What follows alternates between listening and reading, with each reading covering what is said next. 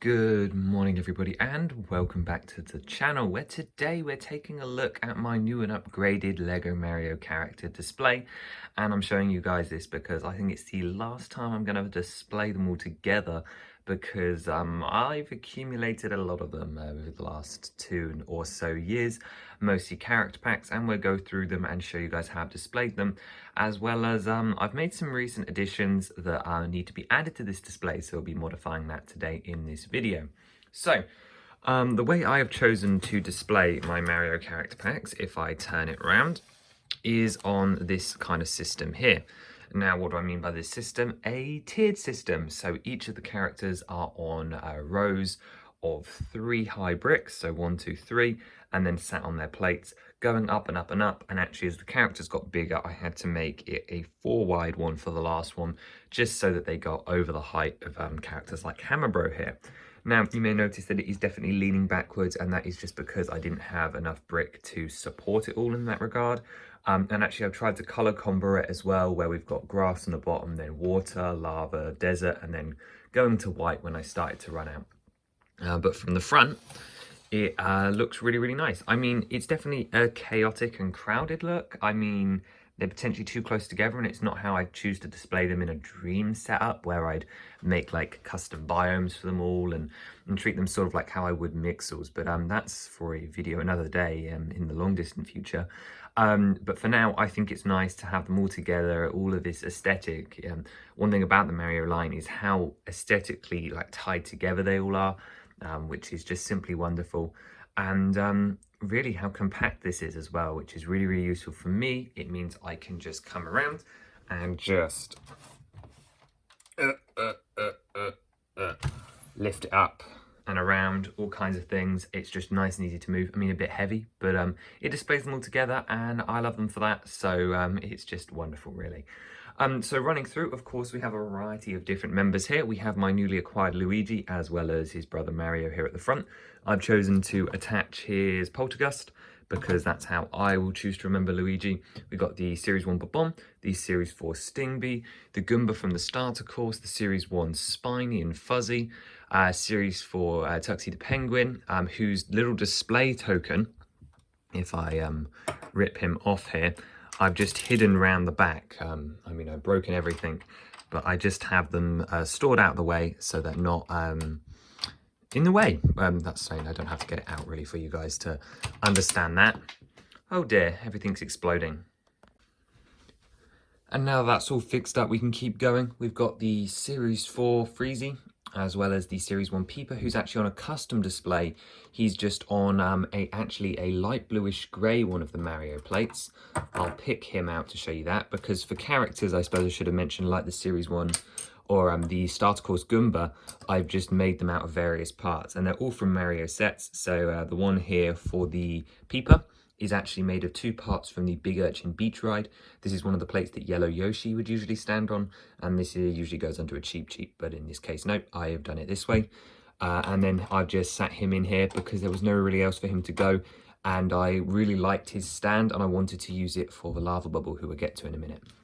We then got the Series 3 1-Up, the Series 3 Power Bob-omb, the Series 4 Power Biddy Bud, the Series 2 Hug-It Crab, who is completely obscured by Luigi, which is no fun. This is part of the rearranging I want to do today, although I have a feeling like my new characters are going to make this even more of a nuisance.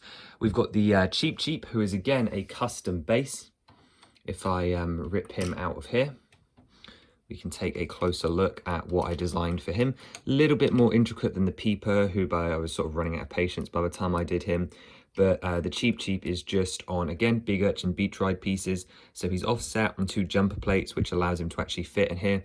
I've done the rows as 6 deep, meaning that there's room for anyone with tails or hanging forward parts. And then I've just done some of the underwater flora that you find in that set down there.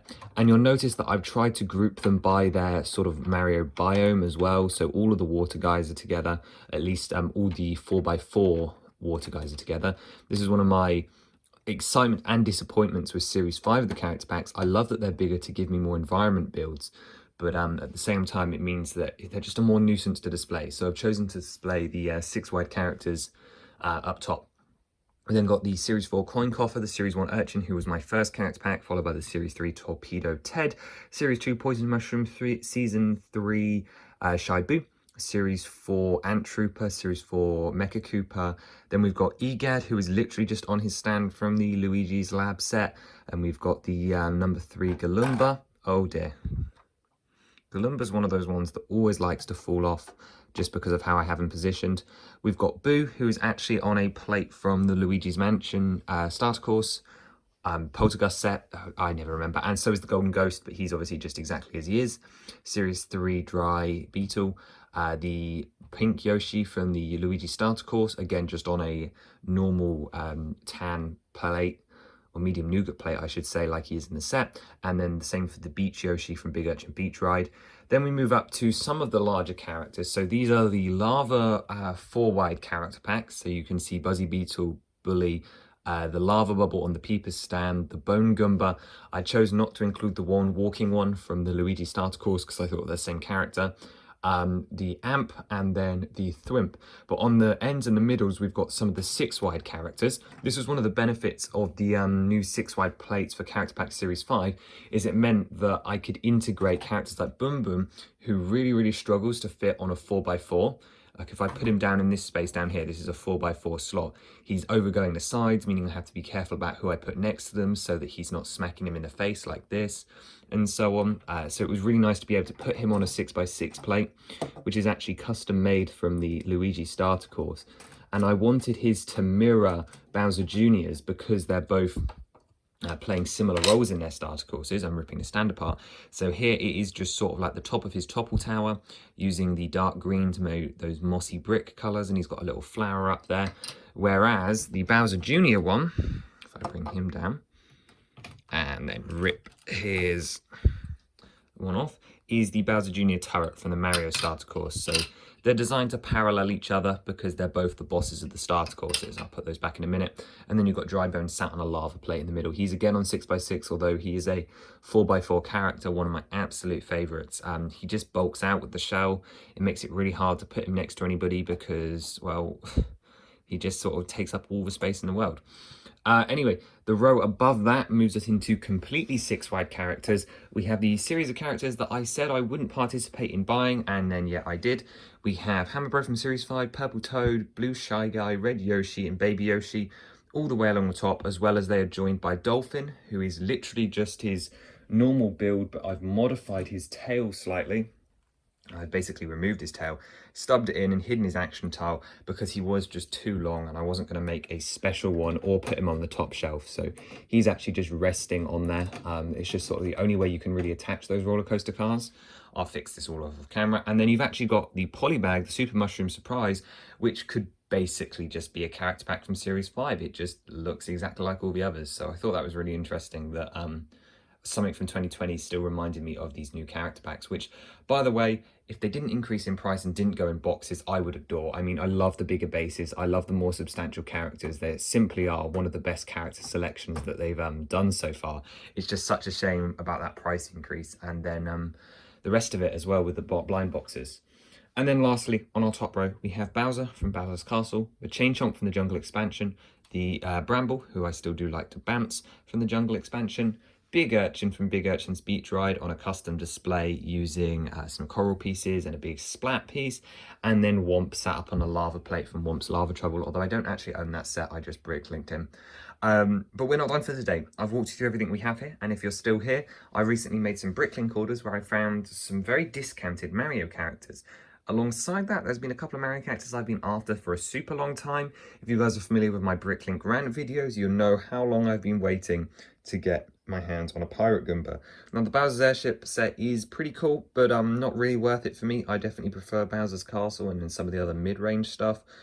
So I was super pleased to finally get my hands on one of these. Bricklink didn't add him for like 9 months and then he was super expensive, but I finally pulled the trigger. He cost me about £6.50 and I cannot wait to add him pride of place to the Mario display. So we're going to be building a custom display for him and attaching him to the stand. This may be harder than I think, and I think I'll put him down there. I then also pieced together the new Cake Goomba from Peach's Castle. This one again isn't on Bricklink, and I don't think it'll be listed as an official minifigure. I imagine the Goomba inside will just be the listing whenever they get around to it, probably in another 18 months because Bricklink has issues. But I went to the instructions, I pieced it all together, and I'm missing one piece at the moment around the back. But that's not important because this is just simply wonderful. It's wacky, it's a Lego, and it's got an amazing play feature. He's gone forever now. However, there were two other characters that I wasn't planning on getting but knew I wanted, and I found super discounted in one of these stores I was buying from, and that was Polterpup and Bogmire from the Luigi's Mansion franchise. I love me some Luigi's Mansion, love me the Poltergust, and now I don't have to buy Entryway because I have the best parts of the set. Not to really say anything, but I probably will buy the set eventually. I mean, give me a couple of years, maybe I'll buy without the figures because I've got the most important parts, and I think I can live without the Boo because I do like the doors. But for right now, Bogmire and Polterpup was what I wanted. Polterpup obviously appears in Luigi's Mansion 3, and I really do think that the ghosts from this line do work spectacularly together. I mean, look at these two. I really want that big set. Oh no, I'm in for buying a big one now, aren't I? Anyway, let's start by making some displays and working out where these guys are going to go, and then I will bring you right back in. So here we are with our 5 new characters. You can see they are all laid up on their new stands. Cake Goomba looks almost untouched, and that is only because we just removed a couple of the parts. So just the little splatterings of cake which the Goomba ate out, and then the lever for the action feature. And what we're going to try and do is angle it a bit so that you can still see his eyes poking through, which was the goal for the cake. We'll be placing him in just a second. We've got the Pirate Goomba, and I wanted to make it sort of look like he was walking on a plank, but in the end we've just got this little raised block. Not my best work, but because of the positioning, I don't have the most ability to do what I want with him. Again, in the future, we'll just do a all airship characters build, and it will be so much better. We then got Polterpup, just basically on his build from the set, just nicked a green plate from the Luigi starter course. Yellow Yoshi, I decided I also wanted on a green plate. I want to try and keep this ground row here as consistent as possible. And then as Bogmire's going up higher, we've got this little haunted graveyard with like what almost looks like a grave or like a collapsed mausoleum. You've got a torch here, maybe in reverence. And you've got Mr. Spooky stood up here, sort of like he was in the original set, just a significantly modified version. Around the back, though, we've also got our front row characters because I had to make a couple of alterations to the stand. Now, it turned out my new characters sort of pushed me over the limit, so I've extended this front row by 4 studs on either side, and this front row will be just slightly larger and will house the Pirate Goomba and Polterpup on these extensions. Now, you also notice there's been some changes in the stands. Second row remains unchanged, however, the third row, all of the airship characters condensed together, getting rid of the weird yellow Yoshi. I didn't like having the 2 Yoshis next to each other, so I changed that, and then condensed all these guys up and pushed 3 of these red Spookies down. And that was because I really didn't want any of the larger characters, so the 6 wides, any further down than any of the other 6 wides. So this row up here was completely full of 6 wides. This row was half and half. So what I've done is I've made it more half and half. So we still got Boom Boom, the Dry Bones and Bowser Jr. as 6 wides up here, and still 3 small wides with Bully, Buzzy Beetle and the Fire Bubble. But I've left 2 6-wide gaps for the Cake Goomba and Bogmire. Then the other 3 lava characters, because 3 times 4 is 12 and 2 times 6 is 12, move down here. So Bone Goomba, Amp and Thwimp find a new home. And then as we move down, we'll be relaying the center of this row here with Mario and Luigi in the middle, and then potentially the 2 most iconic of Mario villains with Goomba and Bob-omb either side of them. Then the Bob-omb, the Sting Bee and Yellow Yoshi on this side. And then Shy Boo. Unfortunately, we've got to have a little bit of Soda Pop jungle here. Then we've got the Goomba, the Spiny, the Fuzzy, Poison Mushroom, and then Use. So let's start adding these. We'll see if we can do this one-handed. We'll start with Bogmire, who my plan was to sit up here next to Boom Boom. Okay, looks pretty good. And then let's grab our Cake Goomba and sit him on in here. Press him in. I knew I wasn't going to like the stand when I redid it. I just want to do it properly, to be honest. But let's keep going. Let's grab the Fuzzy. Stick him on in here. And the Spiny as well. followed by the Goomba, the original Goomba.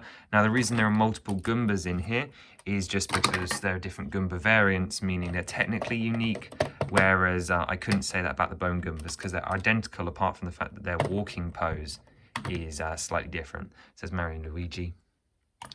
Our Bomb, our Stingby, and our yellow Yoshi, who's going to be really hard to fit in there because of the little flowers overhanging, which of course make everything look so much better anyway, but just makes it a pain to insert. Then let's have our Shibu. Let's put him in the middle, like so, and then that gives us more room. Oh, I dropped the Pirate Goomba. Ah! Let's rotate him correct way. He just looks like a normal Goomba there. Of course, he's got the walking foot too, but what makes him special is, of course, his awesome pirate hat that I love so much. And then last but not least, we've got Polterpup, who I may choose to set back there. Cool, now let's go down to their height. So we've got our new front row. Polterpup over here on the end. All the way across. It's certainly it will take me some time to get used to, but overall, there's nothing wrong with that. That's a fairly decent Mario character display. Anyway, let me know what you guys thought and tell me who you have in your Mario Character Pack collection and if you found a better way to display them. Definitely at some point in the next couple of years, we'll do some themed displays, particularly with the airship lot. I'm pretty sure I have most of the airship guys and the lava lot as well, and then we can put them all together in a nicer display. But for now, this is what I've got. I'm definitely going to enjoy staring at this. There's so much to see, and I love the new additions. Particularly you. You're fantastic. Anyway, I'll see you in the next video.